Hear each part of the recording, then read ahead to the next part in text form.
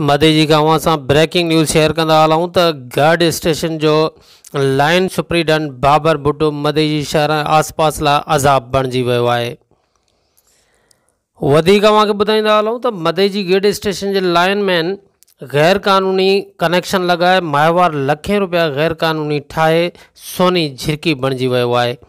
शहर में हथरादू load shedding जड़ाए 24 कलाकनि में बिजली सिर्फ़ 6 कलाक थी हले, बाक़ी 18 कलाक बिजली बंद है। अड़े अमल खिलाफ़ मदे जी वासियुनि रोडन ते निकरण जो पिण ऐलान करे छॾियो आहे। वधीक तव्हांखे ॿुधाईंदा हलूं त लाइन सुप्रीडेंट बाबर भुट्टो करप्शन जो बादशाह बणिजी वियो आहे। मदे जी शहर में माण्हुनि खां फ़ी कुंडे ते महीने में 2000 जॾहिं त एसी हलाईंदड़ खां 3000 रुपया वठी गैर कानूनी कुंडा कनेक्शन ॾेई रहियो आहे ऐं ॿाहिराड़ी जे माण्हुनि खां कणिक ऐं सारियूं मुक़ररु करे छॾियूं अथसि, जंहिंजा सबूत सचाई न्यूज़ वटि मौजूदु आहिनि।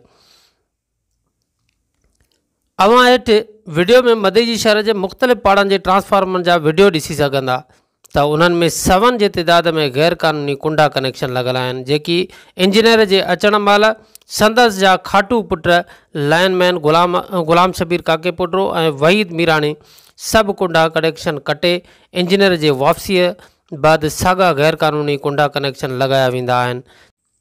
अव्हांखे इहो पिणु इंकशाफ ॿुधाईंदा हलूं त मदे जी शहर जे हिकु वार्ड जे काउंसलर उम्मीदवार जे दर ते गैर कानूनी ट्रांसफार्मर लॻल आहे, जंहिं ते हिकु बि मीटर शो न आहे थियल।